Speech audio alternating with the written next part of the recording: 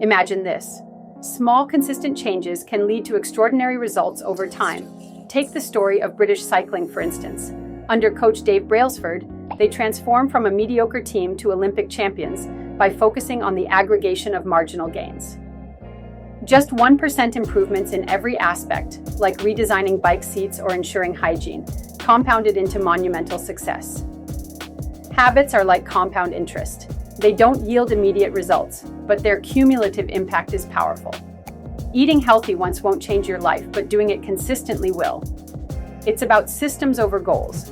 Goals tell you where you want to go, but systems are the daily actions that get you there. Success isn't about massive changes, it's about stacking those tiny improvements. We often overlook small habits because we crave instant gratification. But remember, the person who reads just 10 pages a day will gain more knowledge over time than someone who binge reads once a month. So, focus on your atomic habits. Start small. Write a paragraph, take a short walk, or save $1. These tiny actions will compound into life-changing results. You don't rise to the level of your goals, you fall to the level of your systems. Start today and watch how those small changes transform your life.